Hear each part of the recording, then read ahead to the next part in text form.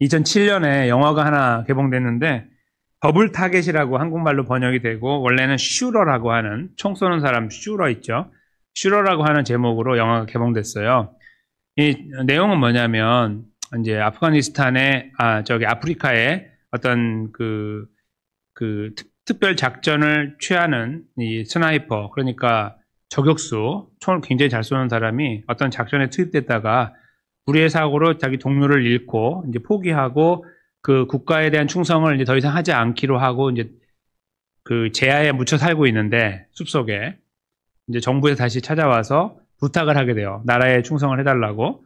근데 그 내용을 이제 이 스나이퍼, 그 저격수가 있는 그대로 받아들이고 나라에게 충성하기 위해 다시 이제 마음을 정하고 이제 작전에 투입되는 거예요. 그게 이제 그 내용의 시작인데 나중에 알고 봤더니 이 정부의 그 고위 관계자들이 이 사람을 도구로 써서 어떤 안 좋은 일을 하고 그 음모를 꾸미는데 일종의 하나의 도구로 사용하기 위해서 작전을 펼친 거예요. 그래서 이 사람이 결국 그 영화가 진행되면서 억울한 일에 죽음에 이를 때까지 어려운 일을 당하다가 이제 영화니까 결국 회복이 돼서 그 스나이퍼 실력으로 이제 악의 무리를 처단하는 그런 내용으로 전개가 돼요. 나중에 영화 끝자락에 가면 속이 후련한 카타르시스를 경험하게 되는 좋은 영화예요. 악을 처치하고 행복, 그 해피엔딩으로 끝나는 영화거든요. 근데 이 영화를 저희가 이런 영화들을 보다 보면 이 보편적인 사람들의 마음에 무엇이 생기냐면 억울한 사람, 또 힘든 사람, 그리고 또 이렇게 선한 마음을 가졌지만 모함을 받아서 어려운 사람들의 편에 우리가 서게 돼요. 여기 계신 분들이, 저를 포함해서. 만약에 그렇게 서지 않고 악의 편에 서 계시면 이상한 거예요. 그렇죠? 악한 자가를 보면서 야 이겨라 악이 이겨라 이렇게 말하지는 않고 보편적으로 저희들의 마음은 억울한 일을 당하니 주인공의 편에 서게 돼요. 우리도 모르게 그 사람의 편에서 응원을 하게 되고 어떨 때는 막 손에 땀을 쥐기도 하고 막 이렇게 되는 거죠. 그런 영화를 보면. 이게 어디서 온 거냐면 우리 보편적인 사람들이 갖고 있는 일반적인 마음이라는 것을 먼저 우리가 알게 돼요. 그러니까 우리가 이런 마음을 가지려고 훈련한 것도 아니고요. 그렇게 해보려고 많이 이렇게 씨름한 것도 아닌데 자연스럽게 그런 상황을 만나면 우리가 그렇게 이렇게 행동하게 된다는 거. 마음을 쓰고 그렇게 행동하게 되고 그 사람 편에 자동적으로 서게 된다는 겁니다. 다른 말로 바꾸면 무죄한 피를 흘리는 거에 대해서 우리는 용납하지 않는 습성을 갖고 있다는 거예요. 그 주인공은 착한 사람이고 정직한 사람이고 나라를 사랑하는 사람인데 만약에 저 사람이 죽으면 우리 마음도 슬프다는 거예요. 왜냐하면 그 사람은 무죄하니까. 이런 보편적인 마음을 제가 갖고서 살아가요. 그래서 그런 일들 보거나 상황에 처하거나 하면 우리도 막 불끈불끈 막 화가 나기도 하고 막 이렇게 되는 거예요.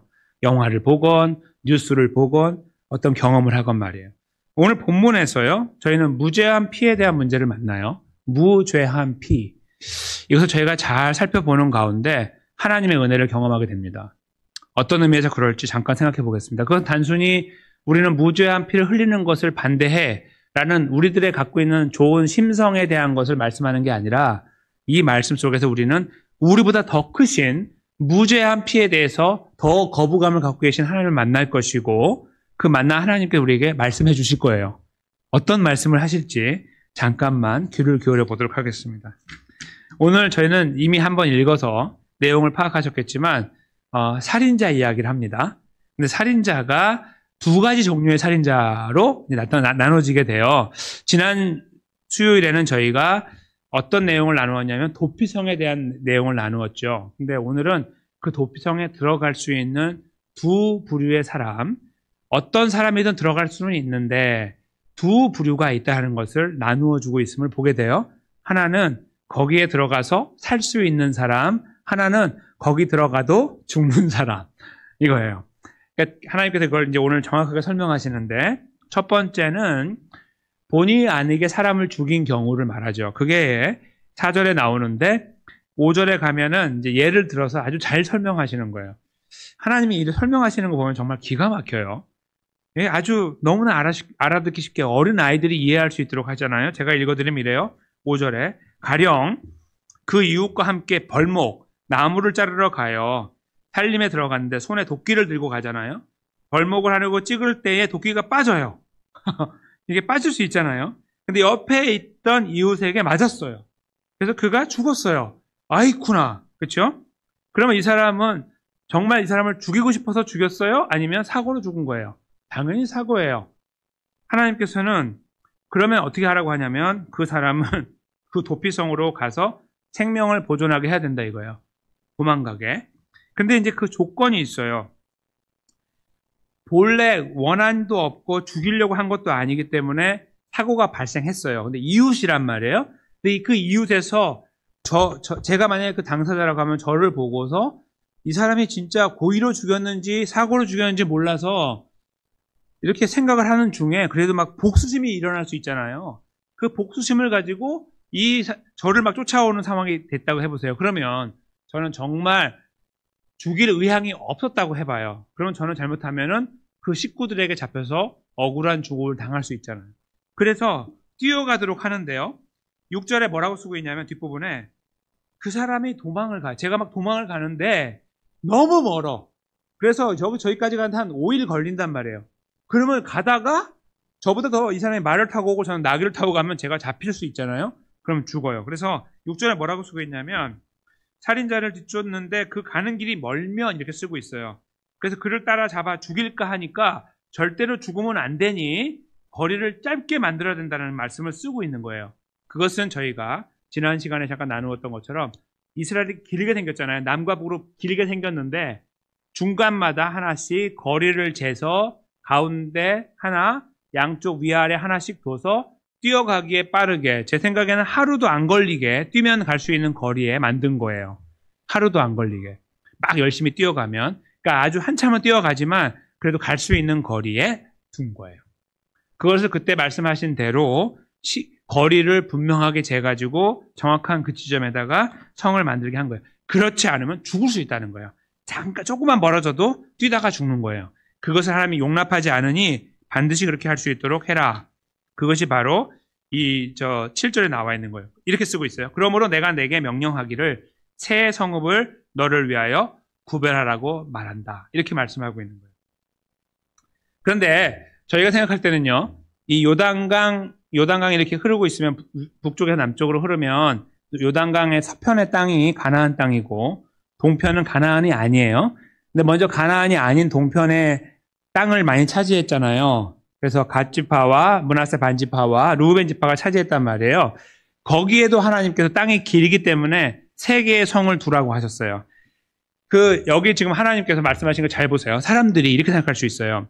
이미 강을 건너가기 전에, 그러니까 가나안 땅을 정복하기 전에 이쪽을 정복했거든요. 동쪽을. 그리고 벌써 정복했기 때문에 출발하기 전에 정복한 땅에 벌써 3곳을 정해놨어요.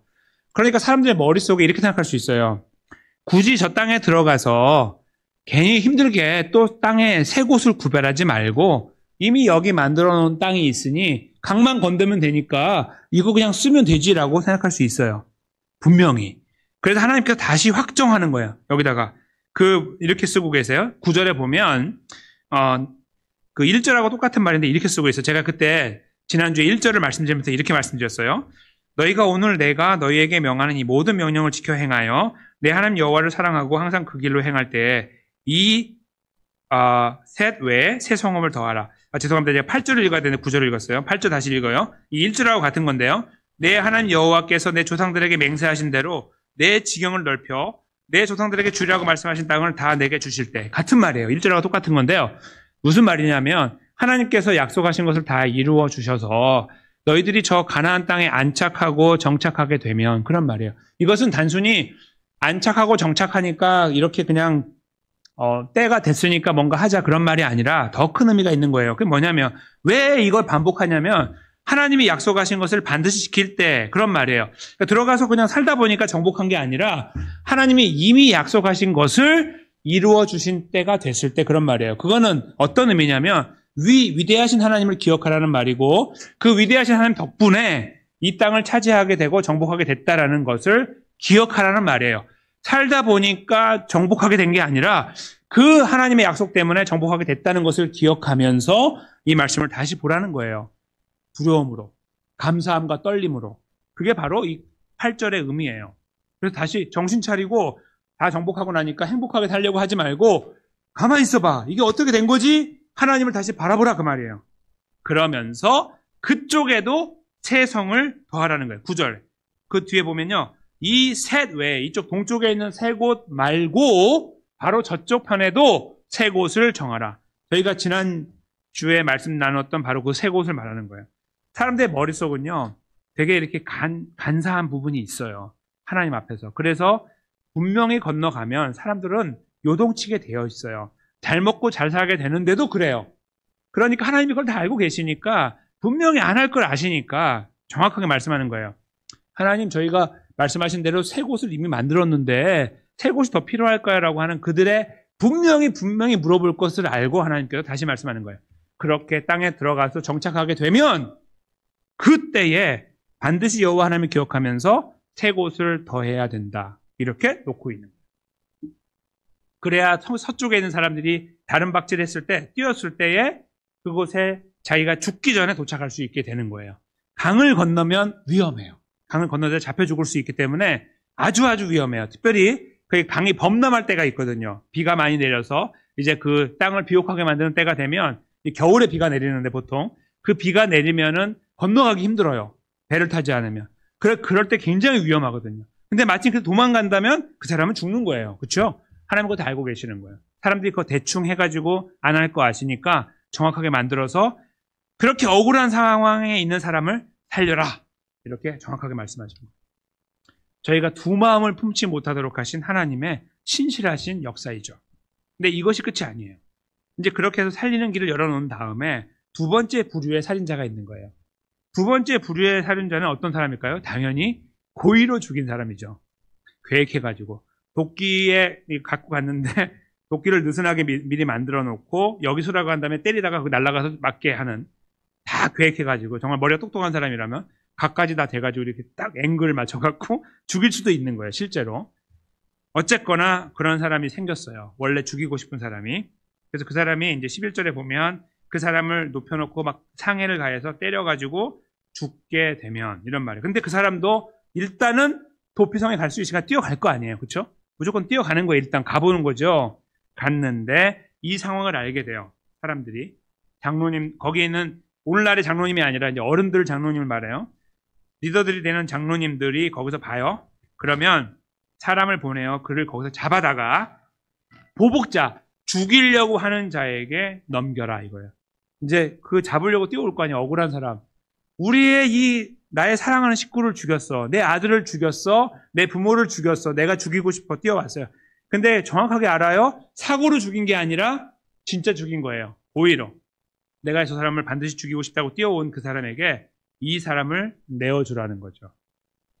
기가 막히죠. 그러니까 이 도피성은 단순히 숨어있는 곳이 아니라 뛰어왔지만 하나님의 심판을 가하는 장소가 되는 거예요. 오늘날 법원과 같은 거죠.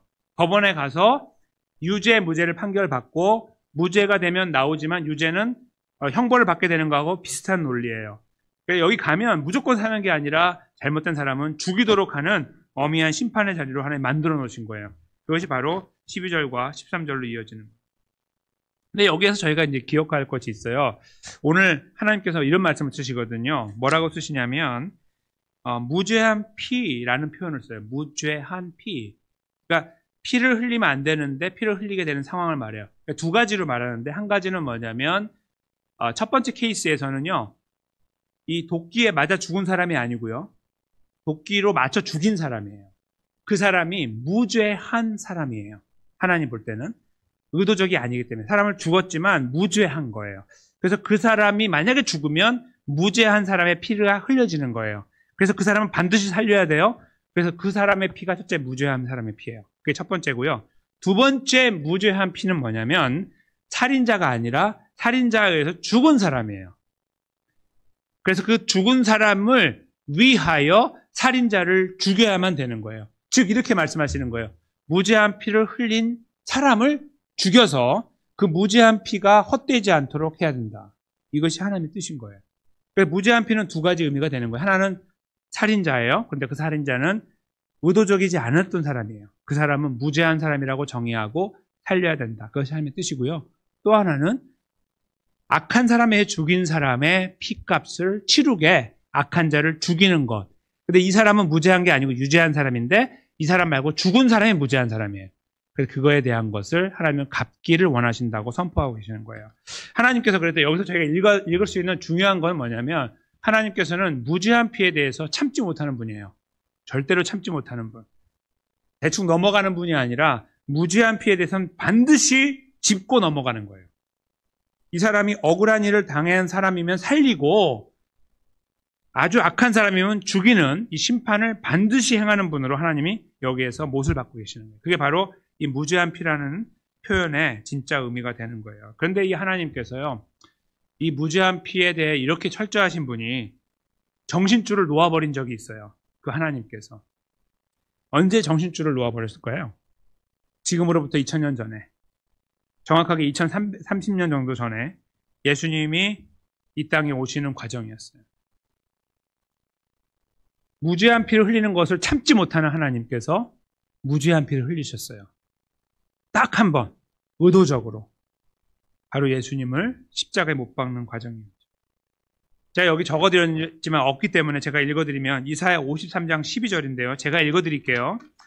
그러므로 내가 그에게 존귀한 자와 함께 몫을 받게 하며 강한 자와 함께 탈취한 것을 나누게 하리니 이는 그가 자기 영혼을 버려 사망에 이르게 하며 범죄자 중 하나로 헤아림을 받았음이라. 그러나 그가 많은 사람의 죄를 담당하며 범죄자를 위하여 기도하였느니라. 아멘. 이사야 53장 12절 말씀, 53장은 기가 막힌 말씀이에요. 이 53장을 읽으면 예수님이 보이고 세상에 이런 책은 없어요. 세상에 이런 드라마도 없고요. 이런 영화도 없고 이런 책도 없어요. 세상에 어떤 것도 흉내내지 못해요. 이사야 53장은 너무나 정확한 예수님 이야기예요. 오시기 수백 년 전에 이미 쓰여진 이야기. 사람은 쓸 수 없어요.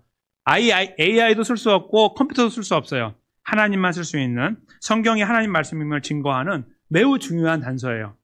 이사야 53장이죠. 아무것도 일어나지 않는데 이걸 쓰고 있는 거예요. 예수님이 이렇게 돌아가셨거든요. 모든 예수님의 걸음이 완벽하게 담겨있는데 그 중에 한 가지가 이거예요. 범죄자 중에 하나로 헤아림을 받았어요. 예수님은 범죄자이십니까? 아닙니까?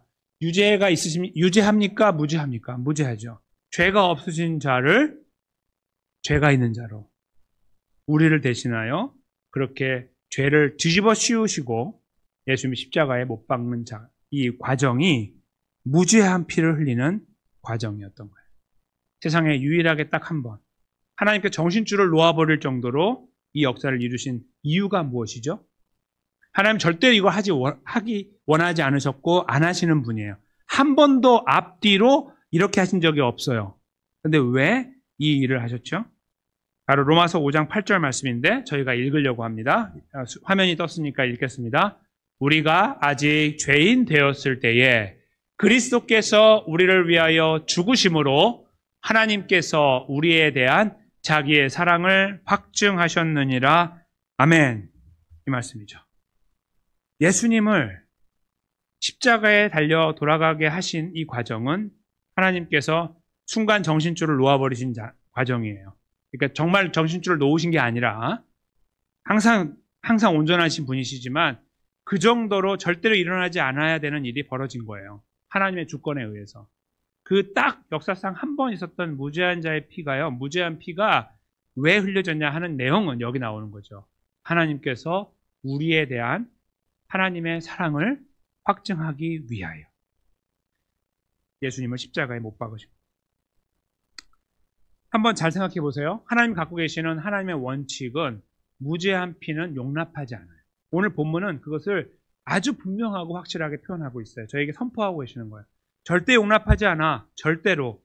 라는 것을 못 받고 계신 하나님께서 그런데 하나님 백성이 우리를 살리기 위해서는 다른 방법을 쓸 수가 없었던 거예요. 우리는 유죄한 존재니까 어차피 죽어도 소용없거든요. 무죄한 존재가 돌아가셔야 되는데 결국은 예수 그리스도께서 그 일을 담당할 수밖에 없으셨던 거예요. 하나님께서 세우신 저 원칙을 하나님께서 무시하고 없애신 것처럼 무효화시킨 것처럼 예수님의 십자가에 못 박아 무죄한 피를 흘리셨던 것입니다. 여러분과 제가 예수 그리스도를 만나 살아온 과정 속에서 우리도 모르게 감사한 어떤 감격과 감동들이 우리 안에 살아 있을 수가 있어요. 여러 가지 이유 때문에.